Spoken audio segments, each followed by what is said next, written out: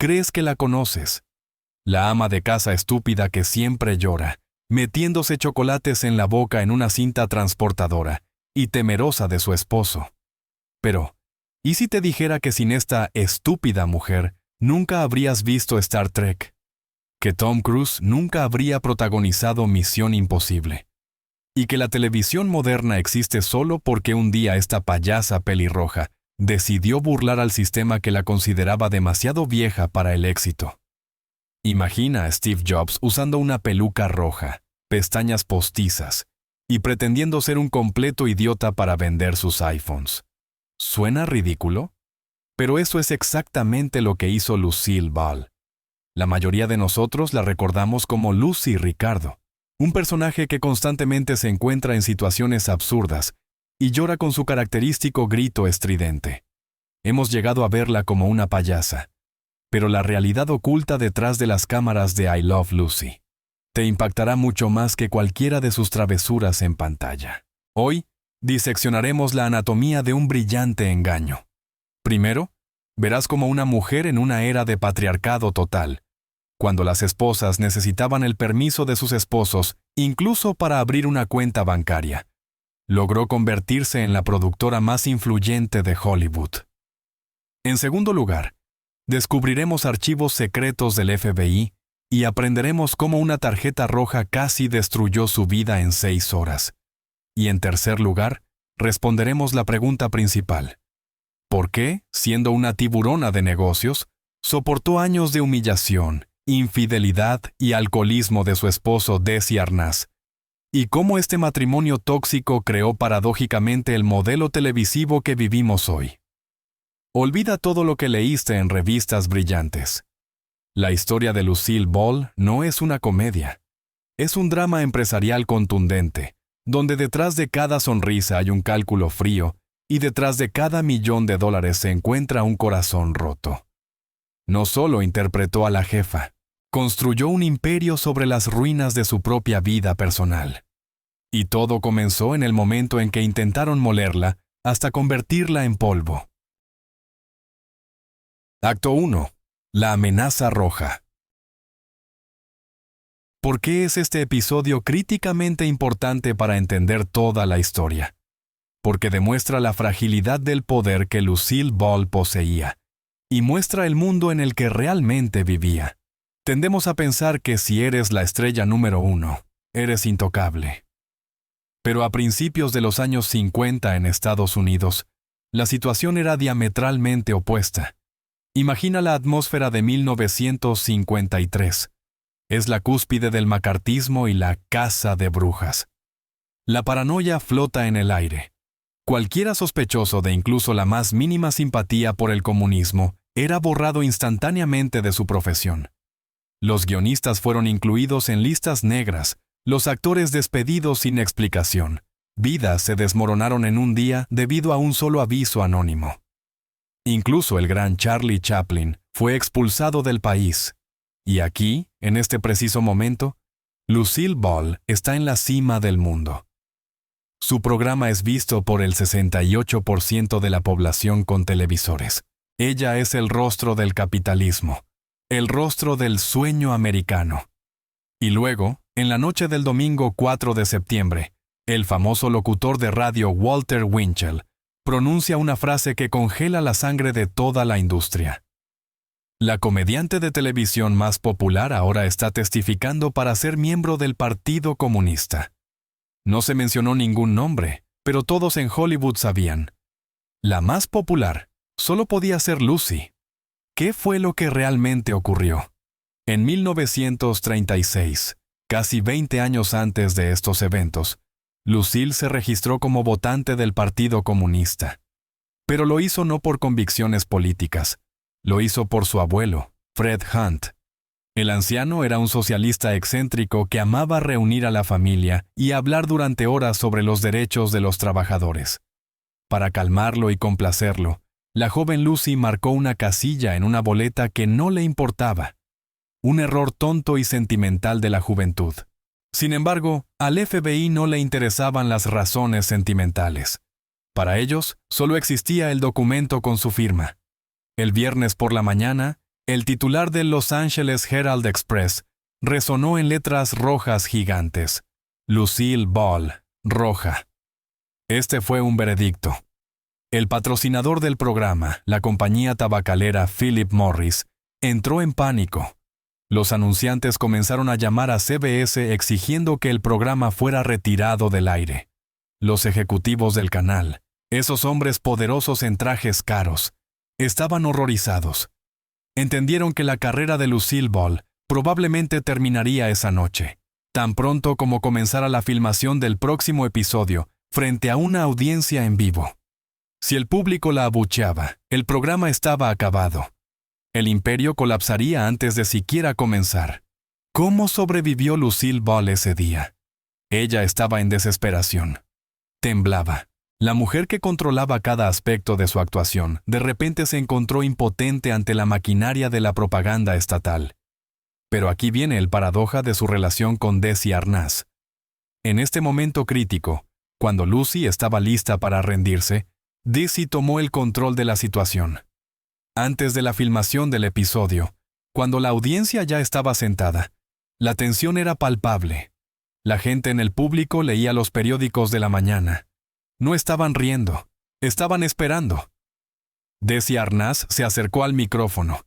No hizo excusas. No leyó un discurso preparado por un abogado.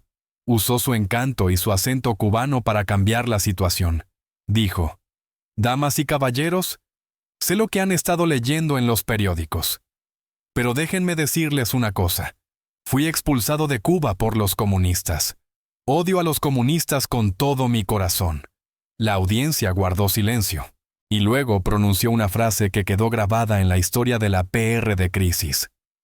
«Lo único rojo de Lucy es su cabello, y hasta eso está teñido». La audiencia estalló en risas. La tensión estalló como un globo. Desi presentó a su esposa.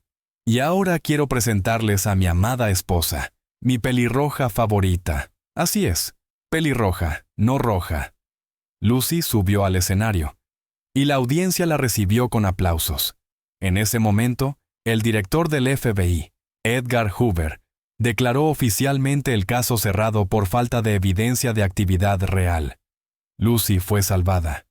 Pero este episodio le enseñó una lección crucial. Tu talento no te protegerá si no controlas la situación. Tu destino no debería depender de los caprichos de periodistas o patrocinadores. Necesitaba algo más que solo popularidad. Necesitaba propiedad. Sobrevivió a la tormenta política gracias a su esposo. Pero la ironía fue que su próxima decisión conjunta, puramente comercial y aparentemente suicida, los convertiría de simples estrellas contratadas en los amos de Hollywood. Y esta decisión trataba sobre película, aburrida y sin interés para nadie. Acto 2. El mayor. Acuerdo en la historia de la televisión. ¿Por qué puedes encender la televisión a las 3 de la mañana en cualquier país y tropezar con un episodio de Friends o The Big Bang Theory? ¿Por qué los actores reciben cheques con sumas enormes, incluso 20 años después de que termina la filmación? La respuesta radica en una sola reunión que tuvo lugar en 1951. Allí, en una oficina llena de humo, Lucille Ball y Desi Arnaz hicieron lo que parecía la mayor locura, pero resultó ser el movimiento empresarial más brillante del siglo XX. Desglosemos el contexto. A principios de los años 50, la televisión operaba como la radio. Todo era en vivo. Era aquí y ahora. Si te perdías el programa a las 8 de la noche, lo perdías para siempre. La tecnología de grabación era primitiva. Para mostrar un programa a los espectadores de la costa oeste, considerando la diferencia horaria, los canales usaban una tecnología llamada kinescopio. Se veía terrible. Una cámara de cine se colocaba justo frente a la pantalla de televisión, capturando la imagen del monitor. La imagen era borrosa, granulada y distorsionada. Cuando CBS aprobó la filmación de I Love Lucy, los jefes impusieron una condición. El programa debía filmarse en Nueva York y transmitirse en vivo para ahorrar dinero. Pero Lucille Ball y Desi Arnaz dijeron un firme no. No querían vivir en la fría Nueva York. Acababan de convertirse en padres, se habían establecido en un hogar en Los Ángeles y querían trabajar allí. Además, eran perfeccionistas. Lucy quería lucir perfecta en pantalla, y el borroso kinescopio convertía su rostro en una mancha difusa. Propusieron una idea revolucionaria: filmar la comedia no como un programa de televisión, sino como un verdadero cine. Usar 3 cámaras profesionales de 35 milímetros, película cara, iluminación profesional y hacer edición. Esto lograría calidad de Hollywood. Los ejecutivos de CBS se rieron en sus caras. Era increíblemente caro. El presupuesto para un episodio se disparó a las nubes. Nadie gastará ese tipo de dinero en un entretenimiento de 20 minutos que se mostrará una vez y se desechará, declararon los productores. Las negociaciones llegaron a un callejón sin salida. El programa estaba en peligro antes de comenzar. Y entonces, Desi Arnaz, a quien muchos consideraban solo el esposo de la estrella y un músico decente, hizo un movimiento audaz. Propuso un acuerdo que casi le dio un infarto a sus agentes. Desi dijo: «¿Está bien? Cubriremos la diferencia en gastos nosotros mismos, pagaremos por las cámaras y la película caras de nuestro propio bolsillo». Para hacer esto, Lucy y Desi aceptaron un monstruoso recorte en sus propios salarios. Redujeron su tarifa semanal en $1,000 cada uno. En el dinero de hoy, eso significaba perder millones de dólares por temporada. Los jefes de CBS no podían creer su suerte.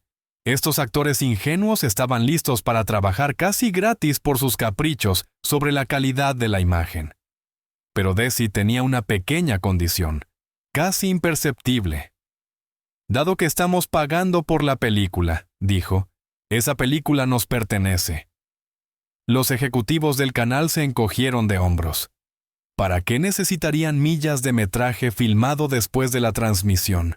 No había dónde almacenarlo, era caro de mantener y creían que no tenía valor. Después de todo, la televisión es en vivo. El chiste de ayer no vale nada. Firmaron el contrato, confiados en que habían engañado al tonto cubano y a la actriz pelirroja.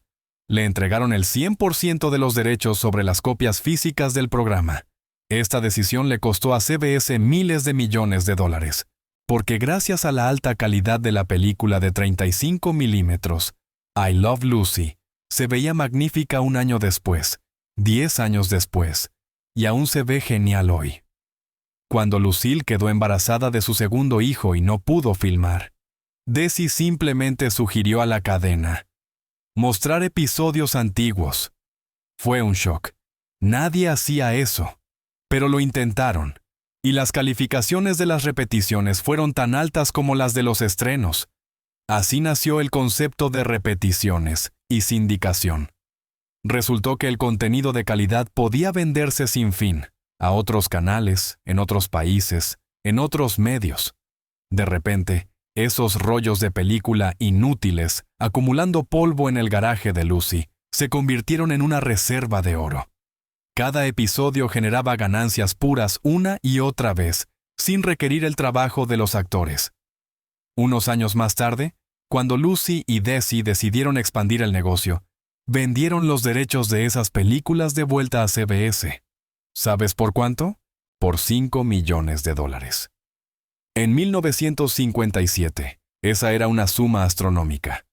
Este dinero se convirtió en el capital semilla para transformar su pequeña empresa, Desilu, en una corporación gigante. Sacrificaron su salario hoy para poseer el futuro mañana. Fue una lección que Lucille aprendió para siempre. Un verdadero jefe no es quien recibe el cheque más grande, sino quien posee los activos. Pero para alcanzar este triunfo, Lucille tuvo que soportar años de humillación como actriz de segunda categoría, cuando nadie en Hollywood creía que valía algo. Y ahora regresaremos para entender el dolor del cual nació este agarre de acero. Acto 3. Reina de las películas B. Para apreciar verdaderamente la magnitud del imperio de Lucille Ball, debes entender una brutal verdad. Hollywood no la quería. Si piensas que yo amo a Lucy, Es la historia de una joven talentosa que irrumpió en las pantallas y conquistó el mundo al instante. Estás profundamente equivocado. Cuando su programa insignia se estrenó, Lucille Ball era, según los estándares de la industria del entretenimiento, una fracasada, una mujer de mediana edad cuya carrera se precipitaba al abismo. Porque este contexto lo cambia todo. Porque su astucia empresarial nació no de una buena vida, sino de la desesperación y el miedo a caer de nuevo en la pobreza. Lucille llegó a Hollywood en los años 30 con el sueño de convertirse en una gran actriz dramática. Quería ser como Greta Garbo o Katharine Hepburn, una diosa refinada y glamorosa que hacía que los hombres cayeran a sus pies con solo una mirada. Pero la realidad le dio una bofetada casi de inmediato. En sus primeras audiciones en Nueva York, los entrenadores de actuación le dijeron a su madre: «Lleva a tu hija a casa. Está desperdiciando nuestro tiempo y tu dinero. No tiene futuro». Pero Lucy era obstinada. Llegó a Los Ángeles, firmó un contrato con RKO, y ahí comenzó su infierno personal. En lugar de papeles protagónicos en grandes éxitos, le dieron papeles en películas B. Estas eran films baratos, desechables, rodados en 2 semanas para llenar los horarios de los cines entre verdaderos éxitos. La llamaron la reina de las B. Esto no era un cumplido. Era una etiqueta. Significaba: eres lo suficientemente buena para trabajar, pero no lo suficientemente buena para brillar. Mientras otras estrellas protegían sus rostros y peinados, Lucille tuvo que hacer el trabajo más sucio. Tenía que caer en el barro, pelear con dobles, empaparse en lluvia helada y usar disfraces ridículos. Los jefes de los estudios la usaron como material desechable. Si una escena requería que la heroína recibiera un pastel en la cara o fuera arrojada a un estanque, llamaban a Lucy, porque una verdadera estrella era demasiado valiosa y Lucille soportaría. Fue en este infierno de rodajes interminables donde perfeccionó su talento único para la comedia física. Aprendió a caer de una manera que se veía graciosa, pero no rompía huesos. Aprendió a controlar cada músculo de su rostro para expresar emociones sin palabras. Lo que parecía facilidad y tontería era, en realidad, el resultado de 20 años de duro trabajo físico en papeles secundarios. Pero el tiempo trabajaba en su contra. A principios de los años 50, Lucille Ball tenía 40 años. Para las actrices de esa época, esto era una sentencia de muerte. A los 40, las mujeres en Hollywood pasaban a papeles de abuela o desaparecían. MGM canceló su contrato, considerándola demasiado vieja. Se quedó sin trabajo, con la reputación de ser una actriz que casi lo logró, pero nunca se convirtió en una estrella de primera. Su única oportunidad fue el programa de radio Mi esposo favorito. Tuvo un éxito moderado, y CBS ofreció trasladarlo a la televisión, pero querían reemplazar a su compañero, Richard Denning, por alguien más adecuado. Y ahí fue donde Lucille arriesgó todo. Entendió. Esta era su última oportunidad. Si no hacía algo radical ahora, su carrera se acabaría. Emitió un ultimátum. «Solo trabajaré con mi verdadero esposo, Desi Arnaz». Los productores quedaron atónitos. «Lucy», dijeron, «nadie creerá que estás casada con ese cubano. Ustedes se ven extraños juntos. ¿Una ama de casa estadounidense y un director de orquesta latino? Es poco realista». La ironía era que ya llevaban más de 10 años casados. Pero Lucille era obstinada no solo por ambiciones creativas. Tenía una razón más profunda y personal para incluir a Desi en el cuadro. Sabía que su matrimonio estaba en crisis. Desi estaba constantemente de gira con su banda, y en cada ciudad tenía mujeres, alcohol y fiestas. Lucille entró en pánico ante la idea de perderlo. Su lógica era simple y trágica. Si trabajamos juntos, él estará cerca de mí. Puedo vigilarlo. Así nació el mejor programa de todos los tiempos. No por el deseo de hacer reír al mundo, sino por un intento desesperado de una actriz envejecida, según los estándares de Hollywood, de salvar su carrera y mantener a su esposo infiel bajo control. Estaba dispuesta a soportar el dolor en el set, pero no estaba preparada para el dolor que esta cercanía con Desi le traería. Detrás de las puertas cerradas de su perfecto hogar televisivo, se desarrolló un drama que hacía que Otelo pareciera un cuento de hadas infantil. Acto 4. Química tóxica. Amor en cuchillos.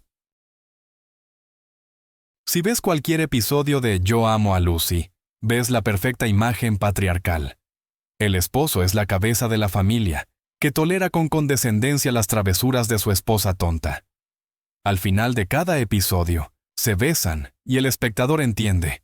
Pase lo que pase, se aman. Millones de mujeres americanas miraban la pantalla y suspiraban. Quiero un matrimonio así. La realidad estaba tan lejos de esta imagen que si los guionistas hubieran escrito la verdad sobre los Arnaz, los censores habrían quemado el guión en el acto. Su matrimonio no era una comedia, era una guerra de 20 años, donde la pasión y el odio se mezclaban en un cóctel mortal. ¿Por qué es esto importante para nuestra historia sobre la Lady Boss? Porque esta dinámica tóxica alimentó su éxito empresarial. Lucille Ball no solo vivía con un alcohólico, vivía con un hombre cuyo ego se desmoronaba en proporción directa a su éxito. Toda la estructura de su imperio Desilu fue construida como un complejo sistema de controles y equilibrios, diseñado para salvar el frágil orgullo masculino de Desi Arnaz. Desi era un productor increíblemente talentoso y un empresario brillante. Este es un hecho innegable. Pero también era un aristócrata cubano de la vieja escuela, criado en una cultura de machismo, donde un hombre se supone que debe ser el principal proveedor y rey. En realidad, él era el señor Ball. Cada vez que Lucy ganaba un Emmy, cada vez que su rostro aparecía en la portada de una revista, algo dentro de Desi moría. El mundo entero adoraba a Lucy, y él era visto como ese tipo que toca la batería. No podía soportarlo, y encontró dos maneras de compensar su inadecuación: el alcohol y las mujeres. Sus infidelidades eran legendarias, no eran aventuras secretas. Contrataba abiertamente prostitutas, tenía relaciones extramaritales, y ni siquiera intentaba ocultar las manchas de lápiz labial en su cuello. Para él, era una forma de probarse a sí mismo. Sigo siendo un hombre, sigo siendo masculino, puedo tener a cualquiera, incluso si mi esposa es la mujer más famosa del mundo. El alcohol lo transformó de un tipo encantador en un monstruo.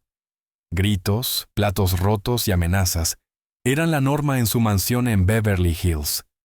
Los vecinos a menudo los escuchaban gritarse tan fuerte que parecía que las paredes iban a colapsar. Pero la parte más aterradora era la reacción de Lucy. En lugar de irse, eligió una estrategia que parece impensable para una feminista moderna, pero era la única opción para salvar el negocio en los años 50.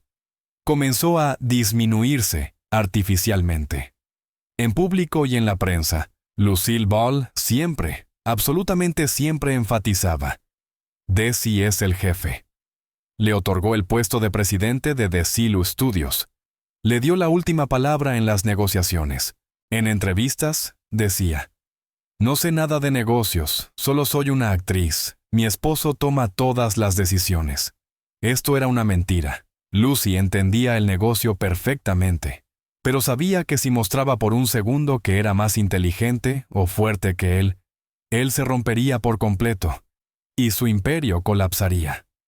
Interpretó el papel de la esposa sumisa no solo frente a las cámaras, sino también en la sala de juntas, para que Desi pudiera sentirse como un rey. Ella le perdonó todo. Cuando aparecía borracho en el set, ella lo cubría frente al equipo. Cuando perdía miles de dólares en los casinos, ella escribía cheques en silencio. Creía que si el programa tenía éxito, si ganaban suficiente dinero, él finalmente se calmaría y se convertiría en el esposo amoroso con el que soñaba. Pero la tragedia fue que la cura resultó ser veneno. Cuanto más exitoso se volvía Yo amo a Lucy, más ricos se hacían y más oportunidades tenía Desi para la autodestrucción. El éxito por el que Lucy trabajaba 20 horas al día estaba matando su matrimonio. Ella creó un monstruo. Al darle a Desi poder absoluto sobre el estudio para apaciguar su ego, armó a un hombre que estaba perdiendo lentamente el control de la realidad. Y pronto enfrentaría las consecuencias de esa decisión cuando no solo su matrimonio, sino la misma existencia del programa se viera amenazada por un hecho biológico que se consideraba vergonzoso en esos tiempos. Acto 5. Un embarazo que no se puede hablar. Hoy suena como las divagaciones de un loco, pero en 1952, el embarazo de una mujer se consideraba algo indecente, casi pornográfico, en la televisión. Había un estricto código de reglas que regulaba la moralidad en pantalla. Según este código, el mero hecho de que una pareja casada tuviera un hijo implicaba que habían tenido sexo, y el sexo, incluso entre marido y mujer, era un tabú absoluto. Por eso siempre había 2 camas separadas en el dormitorio de Ricardo. Y luego, en el apogeo de la popularidad del programa, Lucille Ball se entera de que espera su segundo hijo, el futuro Desi Jr. Para cualquier otra mujer, esto habría sido una alegría. Para Lucy, se convirtió en un desastre profesional. La cadena CBS y la agencia de publicidad que representaba a Philip Morris entraron en pánico. Su veredicto fue duro y claro. Una mujer embarazada en un programa de comedia se ve repugnante. Matará los índices de audiencia. Nadie quiere ver a una estrella gorda. Y ofrecieron 2 opciones. La primera, cancelar el programa durante 6 meses hasta que Lucy diera a luz y recuperara su figura. Esto significaba perder millones y arriesgarse a que los espectadores los olvidaran. La segunda opción era aún más humillante. Filmar el programa ocultando la barriga de Lucy detrás de muebles, lámparas altas, pilas de libros y macetas, pretendiendo que nada estaba sucediendo. Lucille Ball estaba furiosa. Dijo: «Me veo como me veo. Estoy embarazada, y o lo mostramos o me voy a casa». Este fue un desafío sin precedentes. Pero, ¿cómo eludir la censura que prohibía incluso pronunciar la palabra embarazada al aire? Sí, escuchaste bien. Esta palabra estaba oficialmente prohibida. Los guionistas tenían que usar eufemismos como esperando o la palabra francesa enceinte. Desi Arnaz, una vez más, mostró su astucia empresarial. Entendió que discutir con los censores de la cadena era inútil. Eran burócratas. Necesitaba el permiso de una autoridad más alta que los jefes de televisión, más alta que el dinero. Desi contrató a un comité especial compuesto por un sacerdote católico, un rabino judío y un pastor protestante. Les hizo leer los guiones de los episodios que describían el embarazo de Lucy. El cálculo fue brillante. Si representantes de las 3 principales religiones en América decían que no había nada pecaminoso en el nacimiento de un niño, CBS no se atrevería a llamarlo inmoral. El clero no solo aprobó el guión, lo bendijeron. La cadena estaba acorralada. Tenían que aceptar. Los guionistas integraron el verdadero embarazo de Lucy en la trama. Durante 7 episodios consecutivos, toda América vio cómo crecía la barriga de su querida heroína. Esto creó una resonancia emocional sin precedentes. Los espectadores dejaron de ver a Lucy como solo una payasa. Se convirtió en familia. Se preocupaban por ella como si fuera una hermana o una hija. El clímax llegó el 19 de enero de 1953. En este día se emitió el episodio Lucy va al hospital. Por una increíble coincidencia o una brillante planificación, esa misma mañana, Lucille Ball se sometió a una cesárea. Nació un niño sano. Los números que siguieron a este evento demuestran que la realidad superó cualquier expectativa de los escépticos. 44 millones de personas vieron este episodio. Para comprender la magnitud, esto fue más que el número de personas que vieron la inauguración del presidente Dwight Eisenhower, que se emitió al día siguiente. Los periódicos gritaban titulares: «Lucy opaca a Ike». El Departamento de Agua de Nueva York registró una caída brusca en la presión de las tuberías, justo después de que terminó el episodio. Millones de personas corrieron al baño, habiendo aguantado durante 20 minutos, temiendo perderse una palabra. Lucille Ball no solo luchó por su derecho a estar embarazada en pantalla, cambió el código cultural de la nación. Mostró que la maternidad no es un secreto vergonzoso, sino una parte de la vida. Pero detrás de este triunfo, había una oscura ironía. Mientras todo el país suspiraba por su felicidad televisiva y el nacimiento del bebé Ricky, el verdadero matrimonio de Lucy y Desi se estaba descomponiendo rápidamente. El éxito del programa los hizo ricos, y ahora buscaban dónde invertir sus millones. Su mirada se posó en el estudio que una vez echó a Lucy a la calle. Era hora de venganza, servida fría, en forma de un acuerdo de fusión y adquisición. Acto 6. El nacimiento de un imperio sobre los huesos del matrimonio. Para 1957, Lucille Ball y Desi Arnaz enfrentaban un problema del que la mayoría de la gente sueña: demasiado dinero y muy poco espacio. El programa Yo amo a Lucy se había convertido en una gigantesca máquina de hacer dinero. Pero las ambiciones de Desi iban mucho más allá de una comedia. Quería producir contenido para toda la industria. Necesitaban estudios de grabación, necesitaban talleres de utilería, necesitaban un verdadero estudio. Y entonces, el destino les lanzó un guión que parecería increíble incluso en las películas. El legendario estudio RKO estaba a la venta, el mismo estudio donde se filmaron Ciudadano Kane y King Kong. Pero para Lucy, este lugar significaba algo más. Era el estudio donde pasó los mejores años de su juventud, actuando en películas de tercera categoría. Era el estudio cuya dirección una vez la llamó a la oficina y le dijo: «Eres demasiado vieja, eres demasiado poco talentosa, sal de aquí». Desi Arnaz decidió comprarlo. Las negociaciones fueron difíciles. Los propietarios de RKO exigieron una suma enorme. Desi, mostrando su famosa temeridad de jugador, ofreció $6.150.000. Era todo el dinero que tenían, más un préstamo masivo. Los abogados gritaron: «No hagas esto, te irás a la quiebra si el programa cierra». Pero firmaron los papeles. Y en ese momento ocurrió la venganza más dulce en la historia de Hollywood. Imagina la escena. Lucille Ball entra al lote de RKO. El guardia en la entrada, un viejo empleado que la recordaba como la estrella extra, le rinde homenaje.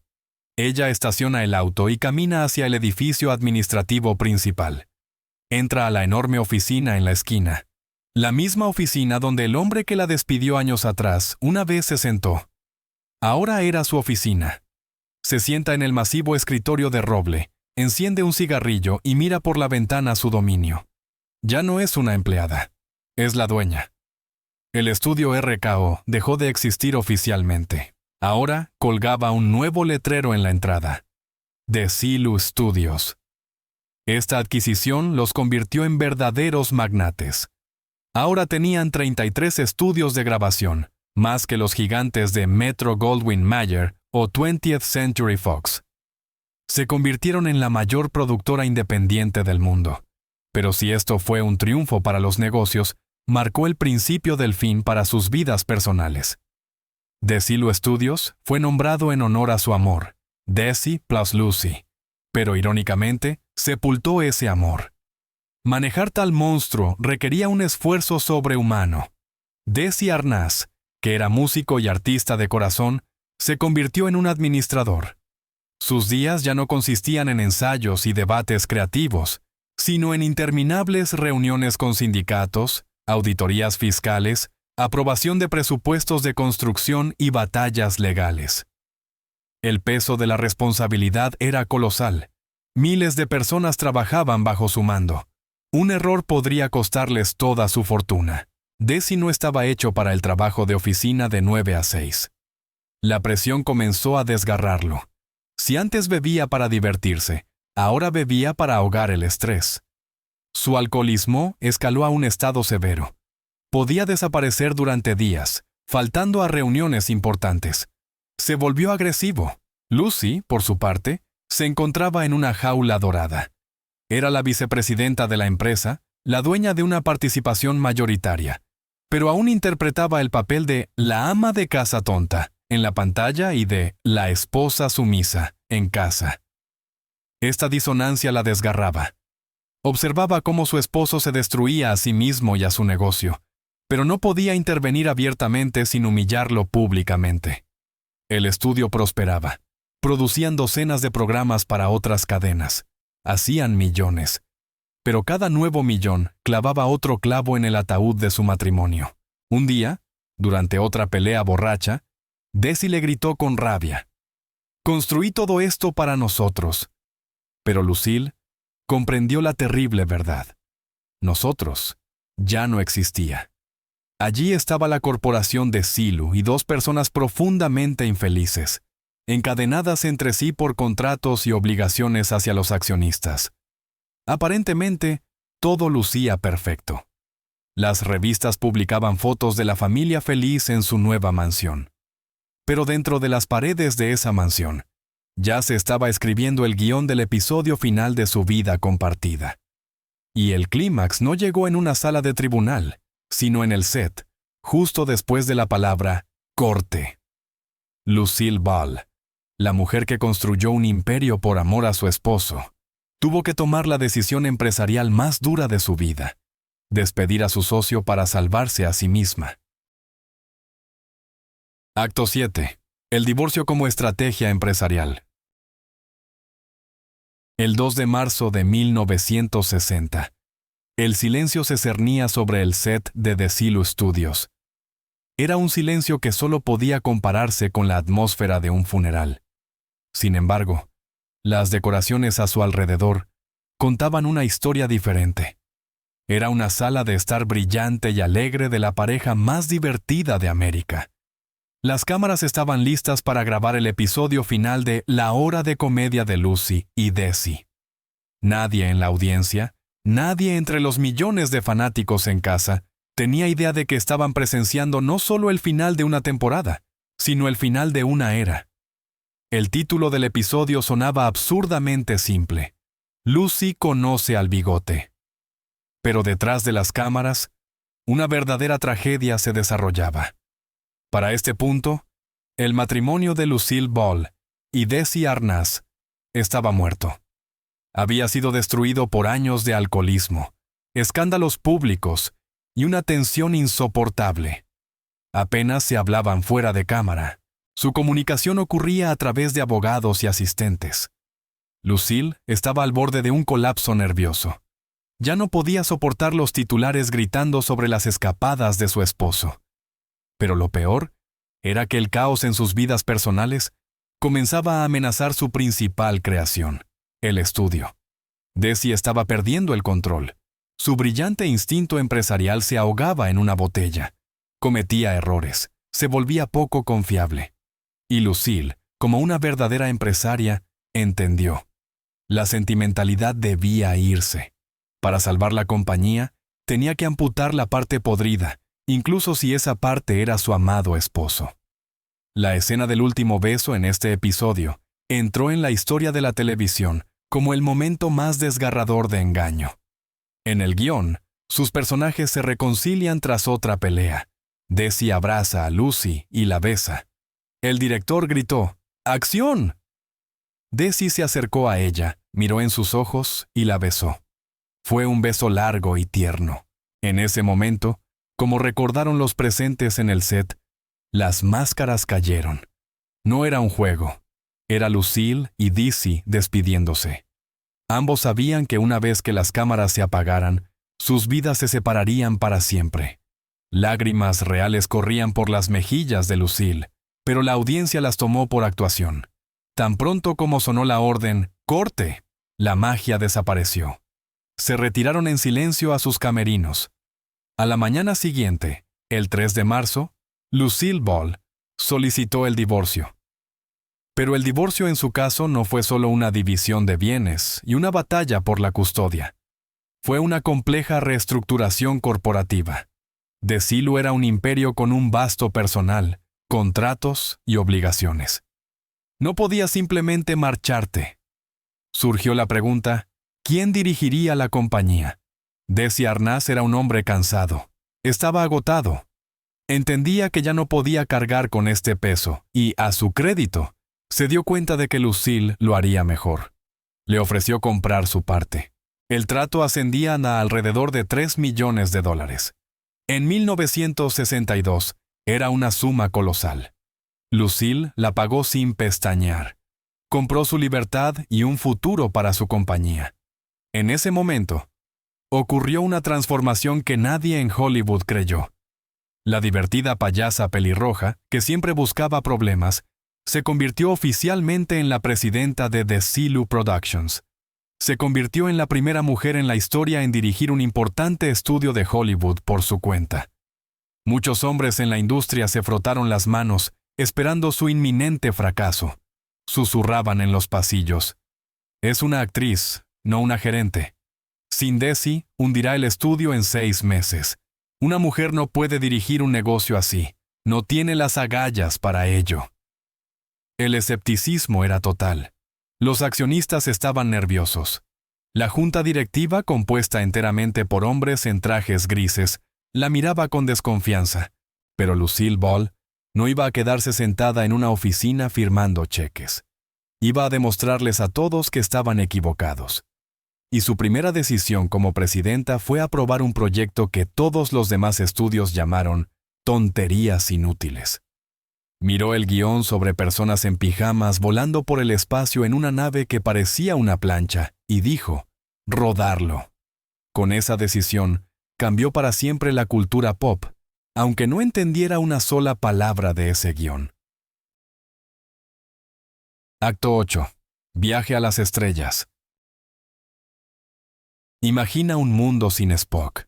Un mundo sin el Capitán Kirk, sin motores de curvatura, sin Klingon y sin la frase larga vida y prosperidad. Difícil, ¿verdad? Viaje a las estrellas.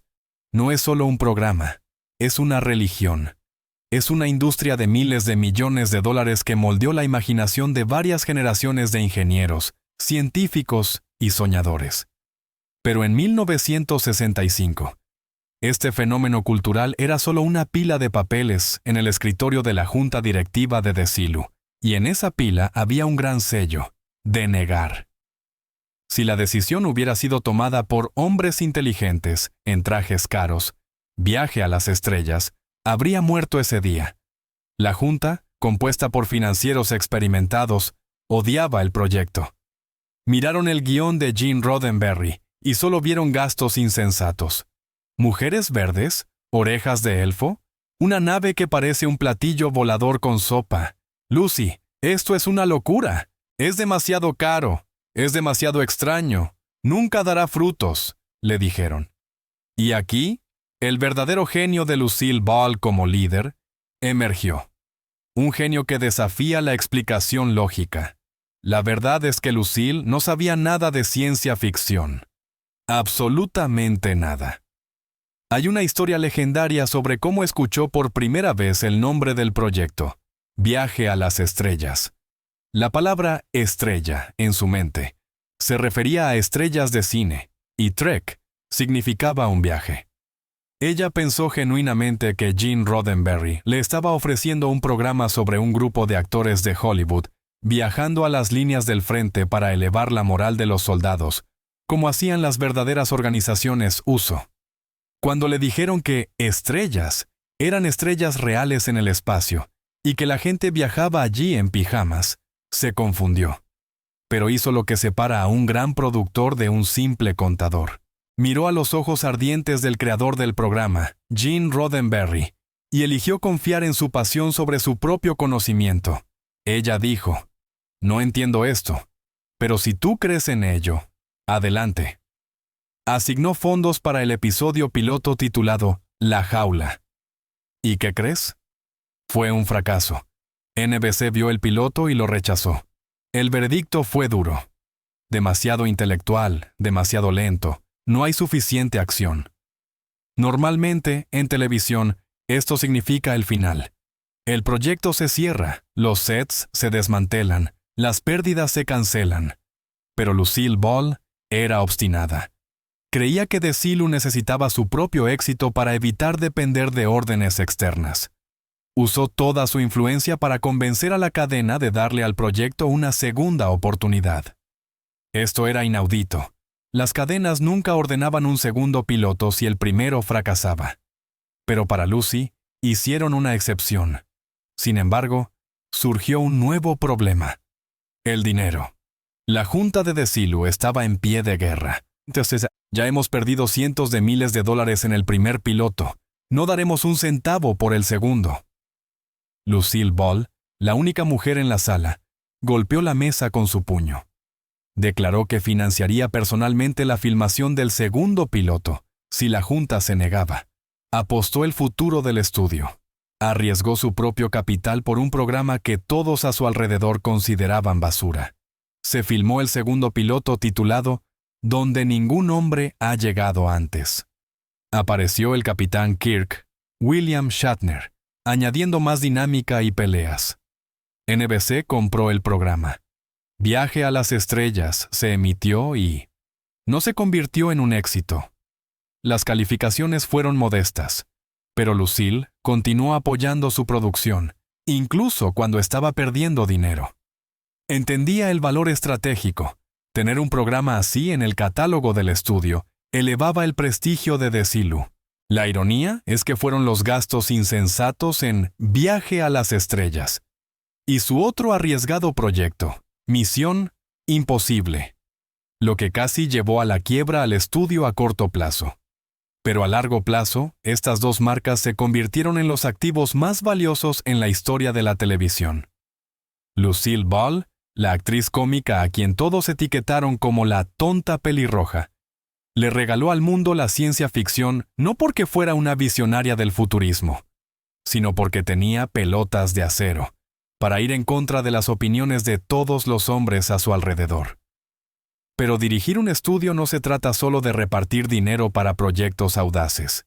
También se trata de ser un verdugo implacable. Y en el próximo acto, veremos cómo Lucille Ball enfrentó el lado más oscuro del poder: la necesidad de despedir personas, mirarlas a los ojos y destruir sus vidas por el bien de la disciplina.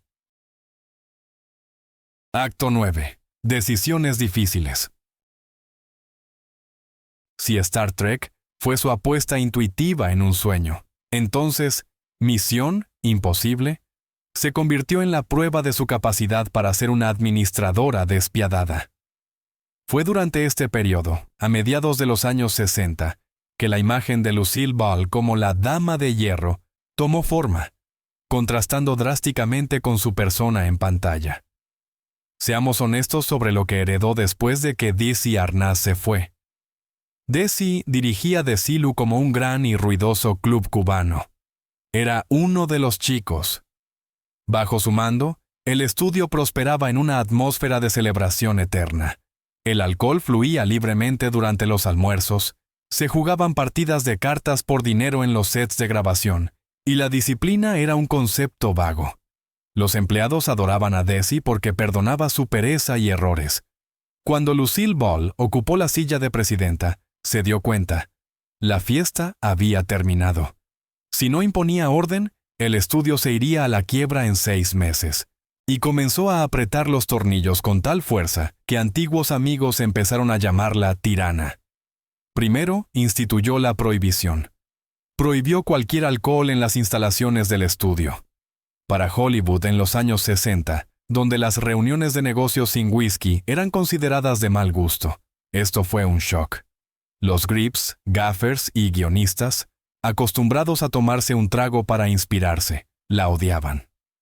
Pero Lucy fue inflexible. Vio lo que el alcohol había hecho a su matrimonio y no permitiría que destruyera su negocio. Luego se ocupó de los presupuestos. Misión Imposible era increíblemente compleja de producir.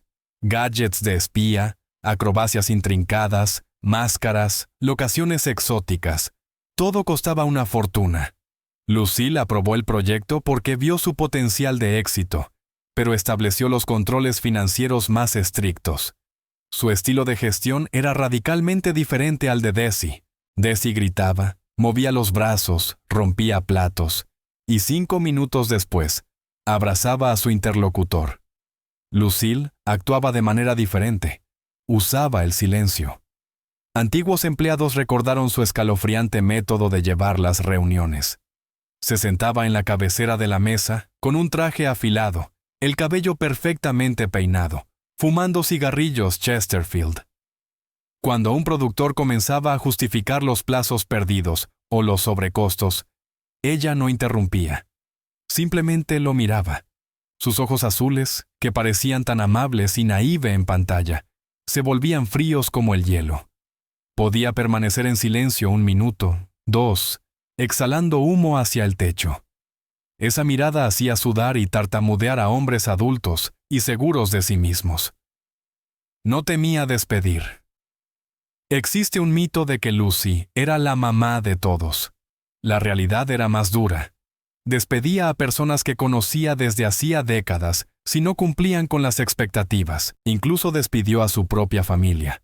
Parientes que estaban en la nómina pero no ofrecían valor. Es negocio, nada personal. Era una frase que había aprendido demasiado bien. El caso de Herbert Solow fue particularmente revelador. Lo contrató como vicepresidente ejecutivo para ayudarla a dirigir el estudio. Le dio carta blanca para limpiar la casa, efectivamente contratando a un verdugo para evitar ensuciarse las manos. Pero ella era quien daba las órdenes. Entendió que ser la jefa significaba estar sola.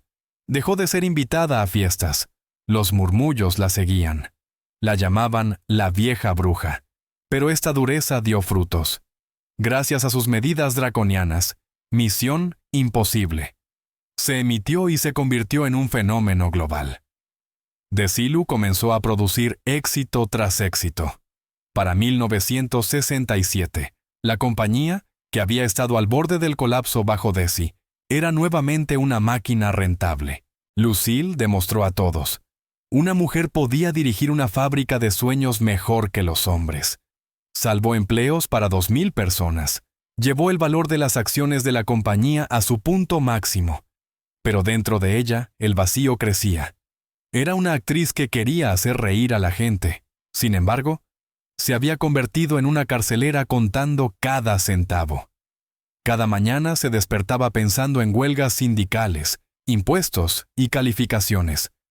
Había alcanzado la cúspide del poder, pero en esa cima hacía frío y era insoportablemente aburrido. Se dio cuenta de que había ganado la guerra, pero había perdido su esencia. Y entonces tomó una decisión que sorprendió aún más a Wall Street que su nombramiento. Decidió vender todo lo que había construido para intentar recuperar la simple alegría que el negocio le había robado.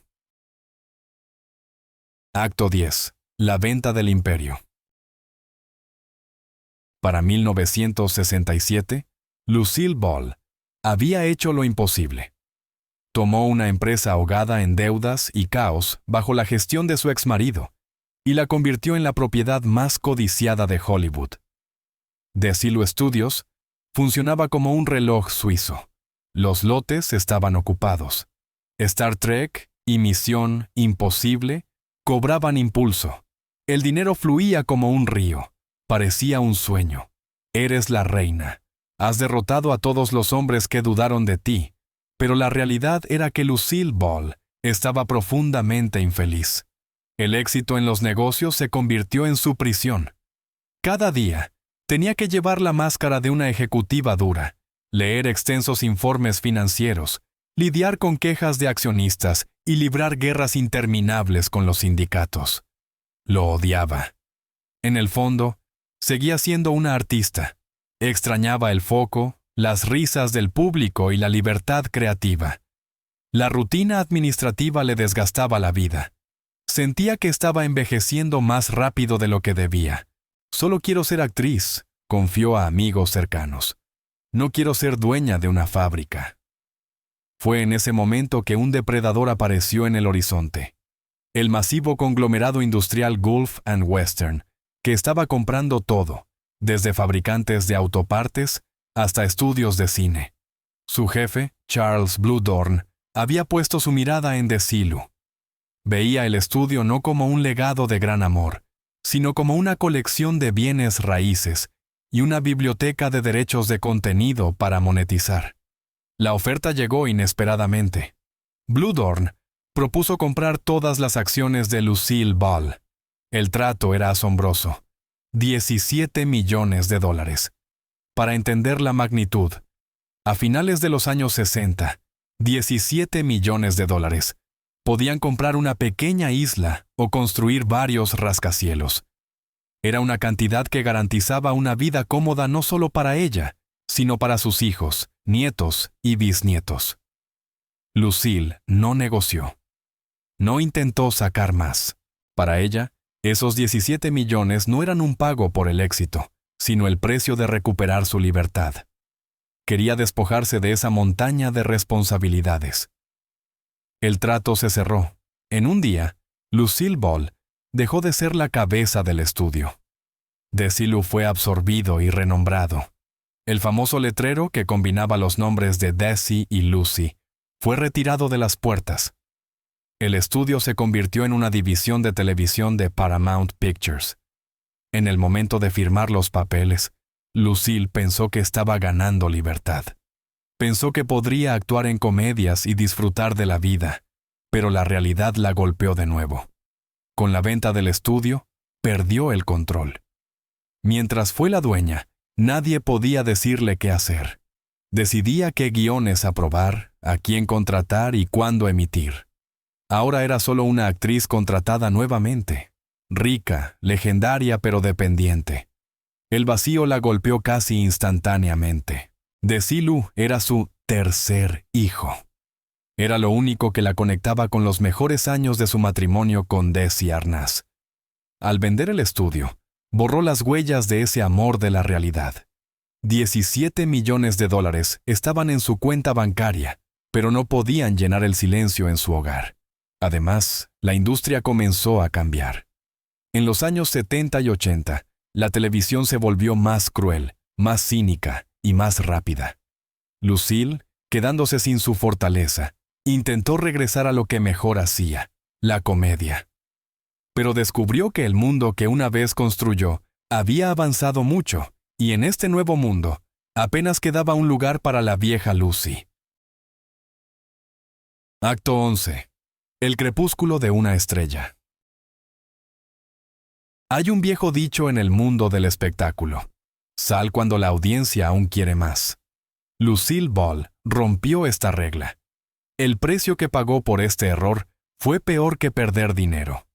Pagó con su corazón. Pasemos a 1986. El mundo había cambiado. En la televisión, The Cosby Show y The Golden Girls dominaban la escena. El humor se volvió verbal, sarcástico y realista. La era de las comedias en blanco y negro, donde la gente caía de escaleras y lanzaba tartas, había quedado atrás. Lucille Ball tenía 75 años. Era una leyenda viviente, un ícono, un monumento a sí misma. No necesitaba probar nada a nadie. Pero estaba aburrida. Aburrida de la adrenalina, de las risas en vivo del público, de la sensación de ser necesaria. Entonces, el famoso productor Aaron Spelling se acercó a ella, creador de Dynasty y Beverly Hills. Le ofreció un regreso con un nuevo programa llamado Life with Lucy. Le prometió un gran pago y, lo más importante, control creativo total. ABC le dio el mejor horario, confiando en que el regreso de la reina de la comedia haría estallar los índices de audiencia. Se suponía que sería una vuelta triunfal. En cambio, se convirtió en una ejecución pública. El problema fue que Lucille intentó entrar en el mismo río 30 años después. Quería hacer lo que hacía a los 40, como una mujer de 75 años. Los guiones estaban escritos en los viejos moldes de los 50, pero lo que se veía encantador y divertido en manos de una joven vibrante, se veía aterrador y patético en manos de una anciana con artritis. En el episodio piloto, los guionistas la hicieron realizar acrobacias físicas. Subió escaleras, cayó, se quedó atrapada en muebles. La reacción de los críticos no fue solo mala. Fue brutal, rozando el sadismo. The Washington Post escribió: «Ver esto es como ver a tu querida abuela intentar hacer breakdance y romperse la cadera». Otros críticos llamaron al programa Televisión Zombie y escribieron que Lucy parecía una momia con peluca. Los televidentes que encendieron la televisión por nostalgia la apagaron 10 minutos después, sintiendo una profunda incomodidad. Amaban a Lucy y por eso no podían ver cómo se humillaba. Los índices de audiencia se desplomaron instantáneamente. El programa que se suponía sería el éxito de la temporada terminó en el fondo de la lista de popularidad.